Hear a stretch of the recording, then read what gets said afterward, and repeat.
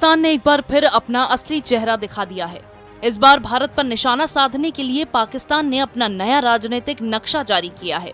पाकिस्तान ने एक बार फिर अपने बेतुके रवैये को सामने रखा है। पाकिस्तान ने एक नक्शा जारी कर जम्मू कश्मीर के सियाचिन, लद्दाख और गुजरात के जूनागढ़ को अपना हिस्सा बताया है। आज हम पाकिस्तान का नया पॉलिटिकल मैप दुनिया के सामने लेके आ रहे हैं।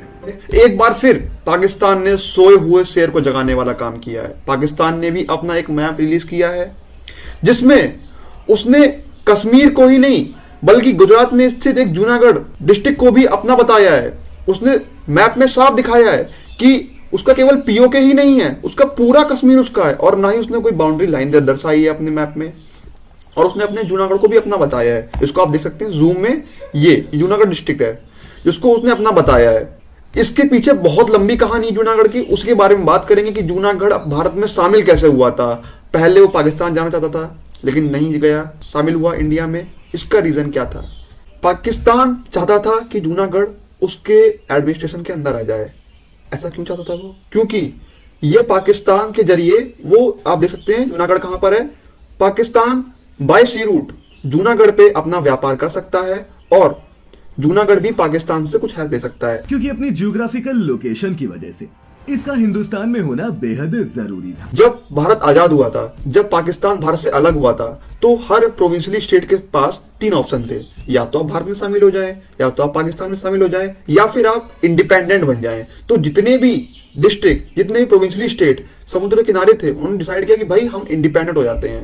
उन्होंने ऐसा क्यों सोचा?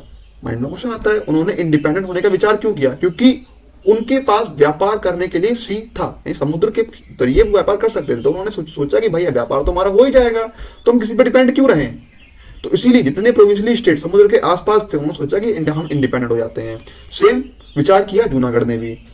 लेकिन पाकिस्तान चुप बैठने वाला कहां था? पाकिस्तान ने फिर अपनी एक नई चाल अपनाई। वहां पर जूनागढ़ का जो नवाब था, उस नवाब का नाम था मोहम्मद महाबत खान जी। मोहम्मद महाबत खान जी को कुत्ते पालने का बहुत शौक था। उनके पास अलग अलग तरह तरह के ब्रीड्स के कुत्ते थे। जूनागढ़ जो राज्य था, जूनागढ़ जो प्रोविंशियली स्टेट था, वहां पर 80% हिंदू और 20% मुस्लिम थे। ये बहुत इंपॉर्टेंट पॉइंट है, आपकी यूपीएससी में पूछी भी जाती है ये। 80% हिंदू एंड 20% मुस्लिम। पाकिस्तान चाहता था कि जूनागढ़ पाकिस्तान में शामिल हो जाए।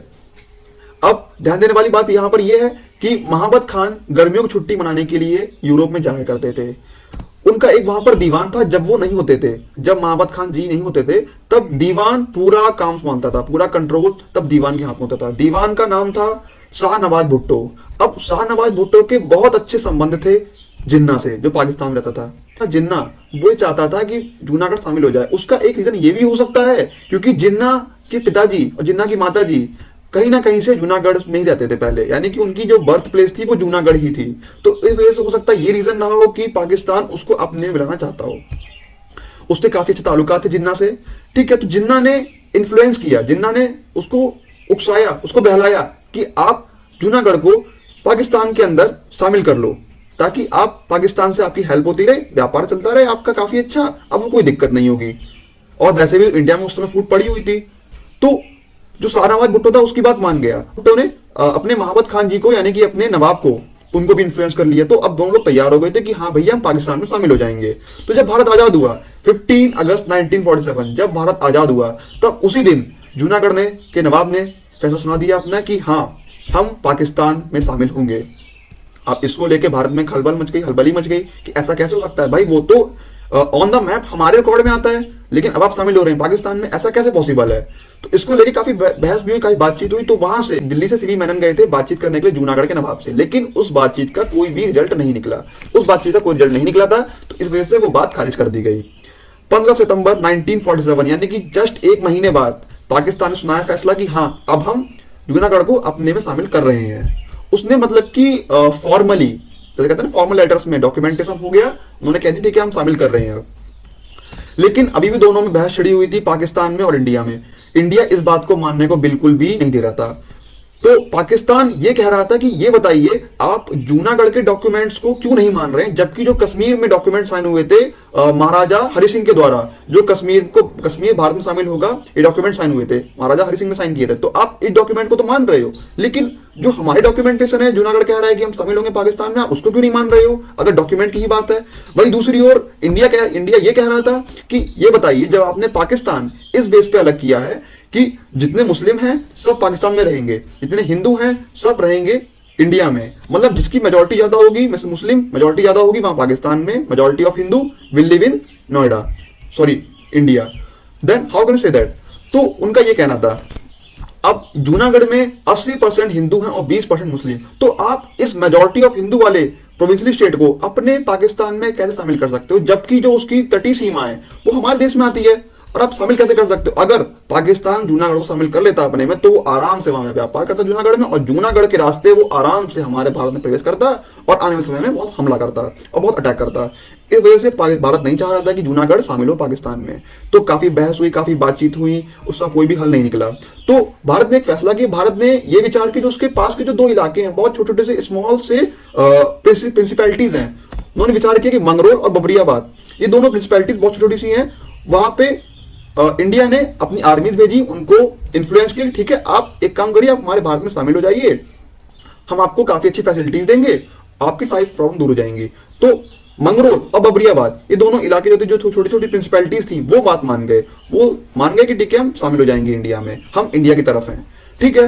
लेकिन अब वही बात, ये दोनों प्रिंसिपैलिटीज हैं, ये दोनों अंडर आती थी जूनागढ़ के। तो जूनागढ़ के नवाब ने कहा भाई ये बताइए कि जब आप दोनों हमारे अंडर में आते हैं और हम जब पाकिस्तान में शामिल होना चाह रहे हैं, तो आप ये कैसे कह सकते हैं कि हम इंडिया में शामिल होंगे। तो इस बात को लेकर काफी बातचीत हुई, काफी बहस भी हुई। तो इंडिया ने अपनी आर्मीज भेज दी, इंडिया ने अपनी आर्मी भेजी कि भाई जब वो खुद चाह रहा है हमारे इंडिया में शामिल होना, तो आप उसको क्यों रोक रहे हो। सभी लोग डिपेंडेंट नहीं है, सभी लोग इंडिपेंडेंट है, तो आप किसी पे कैसे पैसा डाल सकते हो। तो पैसा की बात थी यहाँ पर। तो इंडिया ने अपनी आर्मी भेज दी, पूरे जूनागढ़ को चारों तरफ से घेर लिया। अब जब चारों से घेर लिया तो पाकिस्तान भी उसकी हेल्प करने के लिए नहीं आ पा रहा था, पाकिस्तान को भी अपनी चाल नहीं चल पा रहा था। तो इस वजह से जूनागढ़ असहाय हो गया, जूनागढ़ के लोग भुखमरी पे उतर आए थे। उसकी वजह से जूनागढ़ के जो नवाब थे वो इतने कांप गए थे, इतने डर गए थे, उनके कहीं जान मान को हानि ना हो जाए, तो वो तुरंत अगले ही दिन फ्लाइट पकड़ के कराची पहुंच गए, कराची भाग गए वो तुरंत। भुखमरी की हालत काफी बढ़ चुकी थी, क्योंकि भाई पाकिस्तान केवल अपना एक सोल्यूशन निकालना चाह रहा था और उसका कोई मतलब नहीं था कि जूनागढ़ का हम फायदा कराएं, ऐसा उसका कोई मतलब नहीं था। तो अब जूनागढ़ पूरी तरह से असहाय हो गए। इंडिया ने कहा भाई आपकी हेल्प करेंगे नहीं, जब आप जा रहे हो तो आप जाओ, आराम से जाओ, आपकी हम हेल्प करेंगे नहीं। अब पाकिस्तान ने बोला भैया हम तो हेल्प कर नहीं पाएंगे आपकी, हमें केवल अपना काम निकालना था, ठीक है। तो अब जूनागढ़ दोनों तरफ से खाली हो गया। तो जो 8 दिन बाद या 9 दिन बाद की बात है, 8 नवंबर को जब ब्लॉकेड काफी बढ़ गया, जब जो ब्लॉक वाला रास्ता तो काफी बढ़ गया, तो उसकी वजह से दीवान जो थे शाहनवाज भुट्टो, उन्होंने एक लेटर लिखा इंडिया को भी और एक लेटर लिखा पाकिस्तान को भी, कि उन्होंने इंडिया को लेटर लिखा कि हम इंडिया में शामिल होना चाहते हैं, और पाकिस्तान को लिखा माफ कीजिए हम शामिल नहीं होंगे आपके पाकिस्तान में, ठीक है। तो इसकी वजह से अब वो पाकिस्तान शामिल नहीं हो पाया और इंडिया में शामिल हो गया जूनागढ़। अब पाकिस्तान दोबारा बगावत उठ गई। पाकिस्तान ने कहा भाई अभी तो आप डॉक्यूमेंटेशन को नहीं मान रहे थे, अब आप किस बेस पे मान रहे हो। तो इसको चलते काफी दोबारा बहस हुई, काफी दोबारा बातचीत भी हुई, कोई हल नहीं निकला। तो भारत ने फैसला किया ठीक है एक काम करते हैं, एक सॉल्यूशन है प्लेबिसाइड। ये प्लेबिसाइड बहुत इंपॉर्टेंट टर्म है, प्लेबिसाइड का मतलब होता है कि जितने भी लोग वहां पर रहते हैं वो वोट करेंगे। अगर मेजॉरिटी ऑफ वोट जाते हैं पाकिस्तान की तरफ तो जूनागढ़ पाकिस्तान में शिफ्ट हो जाएगा। अगर मेजॉरिटी ऑफ वोट जाते हैं इंडिया की तरफ तो मेजॉरिटी ऑफ वोट जाते हैं इंडिया की तरफ तो जूनागढ़ इंडिया में शिफ्ट हो जाएगा। तो आप बिलीव नहीं करेंगे, हालांकि एक्सपेक्टेड था बट इतना भी एक्सपेक्टेड नहीं था, क्योंकि 99.95% जो वोट थे वो इंडिया को गए थे और केवल 2 लाख में केवल 91 वोट जो थे वो गए थे केवल पाकिस्तान को। तो इसको चलते ये तो जूनागढ़ शामिल हो गया हमारे भारत में। तो इसके आसपास के जो 4-5 और जो प्रोविंशियल स्टेट थे बहुत छोटे थे वो, तो वहां पे भी यही करवाएगा प्लेबिसाइड। और आप बिलीव नहीं करेंगे वहां पे 40,000 जनसंख्या में केवल 200-250 वोट गए थे पाकिस्तान को, बाकी सारे गए थे इंडिया को। तो उस वजह से वो पूरा इलाका शामिल हो गया भारत में। यही है जूनागढ़ डिस्प्यूट। आई होप आपको अच्छा लगा होगा।